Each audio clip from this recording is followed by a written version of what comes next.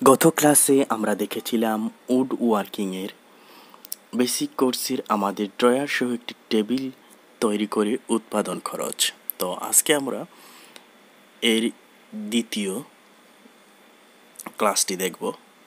তো এই ক্লাসে আমরা তৈরি করা শিখব উড ওয়ার্কিংয়ের প্লাইউডের টিএসসি অক্ষর কেটে 9.5 5.5 ইন্টু 1 ইঞ্চি সাইজের সলিড কাঠের উপর সেট করা।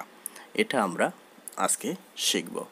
এটা হচ্ছে প্লাইউডের উপর টিএসসি অক্ষর কেটে এত সাইজের সলিড কাঠের উপর এটা আমরা সেট করতে হবে। তো এর জন্য আমার কি প্রয়োজনীয় কাঁচামাল লাগবে, আমাদের সেই কাঁচামালটা হচ্ছে কাঠ লাগবে 10 ইঞ্চি ইন্টু 6 ইঞ্চি ইন্টু 1 ইঞ্চি, অর্থাৎ 10 ইঞ্চি লম্বা, 6 ইঞ্চি প্রস্থ এবং 1 ইঞ্চি পুরুত্ব। প্লাইউড হচ্ছে 5 মিলিমিটারের। জিগস হবে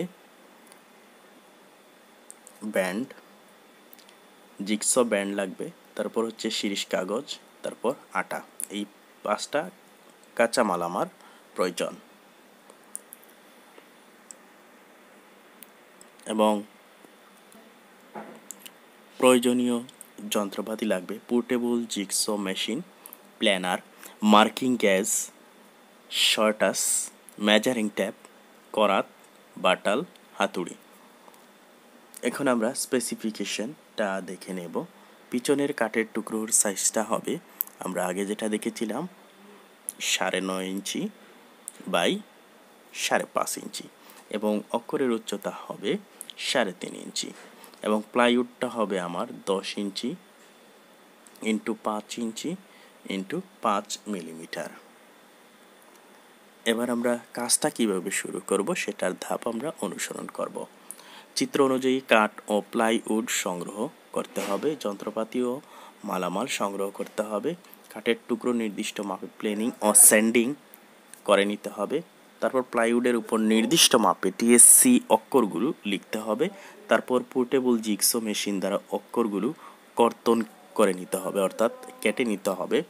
তারপর কর্তনকৃত অক্ষরগুলোর এজ শিরিষ কাগজ দ্বারা ঘষে মসৃণ করে নিতে হবে। অক্ষরগুলো পিছনের দিকে আটা লাগাতে হবে। তারপর কাঠের উপর আটা লাগানো অক্ষরগুলো নির্দিষ্ট স্থানে সেট করতে হবে। সকল ক্ষেত্রে ব্যক্তিগত নিরাপত্তা প্রয়োগ করতে হবে। কর্মস্থল পরিষ্কার ও পরিচ্ছন্ন রাখতে হবে। যন্ত্রপাতি যথাস্থানে রাখতে হবে। এখন টিচাররা এটা কিভাবে মূল্যায়ন করবে সেটা একবার দেখে নেওয়া যেতে পারে, যে কোন কোন ক্রাইটেরিয়া অবলম্বন করে কি নম্বর পেতে পারেন।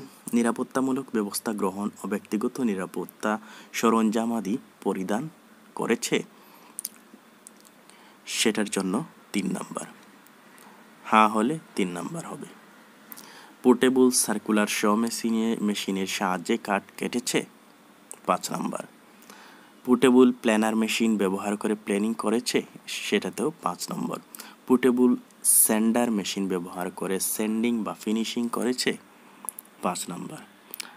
প্লাইউডে টিএসসি অক্ষরে লেআউট দিয়েছে, 2 নম্বর। জিগসো মেশিনের সাহায্যে টিএসসি অক্ষর এ কেটেছে, সেটাতে 36 নম্বর। কাঠের সাইজ জবের চিত্রের মাপ অনুযায়ী ঠিক হয়েছে, সেটার উপরে 5 নাম্বার। কাঠের বার্নিশ সর্বত্র একই রকম হয়েছে, সেটার জন্য 5 নাম্বার। টিএসসি অক্ষরগুলো এ গ্লু বা আটা দিয়ে কাঠের সাথে যথাযথভাবে লাগানো হয়েছে, 5। অতিরিক্ত গ্লু আটা বেইজ প্লেট বা কাঠ থেকে পরিষ্কার করেছে, 3। কার্যস্থল পরিষ্কার ও পরিচ্ছন্ন করেছে, 4 নাম্বার। যন্ত্রপাতি যথাস্থানে রেখেছে, 2 নাম্বার। এই হচ্ছে টোটাল 80 নাম্বার। তারপর মৌখিক প্রশ্নের জন্য কি কি নম্বর রয়েছে সেটা এখন দেখব। তো মৌখিক নম্বরের মধ্যে হচ্ছে ব্যক্তিগত ও কর্মক্ষেত্রে নিরাপত্তা সংক্রান্ত প্রশ্নাবলী 2 নম্বর থাকবে। কাজ করতে গিয়ে অনিয়ম বা সমস্যা দেখা দিলে, যেমন টুলস, জব, কারখানা, উত্তরণের উপায় সংক্রান্ত প্রশ্নাবলী, সেটার জন্য 4 নম্বর বরাদ্দ করা হয়েছে। কর্মক্ষেত্রের বিধি সংক্রান্ত প্রশ্নাবলী করা হবে, সেটার জন্য 2 নম্বর বরাদ্দ আছে। জব রুল ও কর্মক্ষেত্রের পরিবেশ সংক্রান্ত প্রশ্নাবলীর জন্য 4 নম্বর রয়েছে। পরিষ্কার ও পরিচ্ছন্ন সংক্রান্ত প্রশ্নাবলীর জন্য 4 নম্বর রয়েছে। জব সংক্রান্ত প্রশ্নাবলীর জন্য 4 নম্বর, টোটাল এখানে 20 নম্বর। এবার আমরা 2 নম্বর জবে মুভ করব। সেটা হচ্ছে উড টার্নিং ল্যাথ মেশিনে রুটি বানানোর বেলুন তৈরি। তো এটা আমরা পরবর্তী ক্লাসে দেখব। আজকের ভিডিওটি এই পর্যন্ত।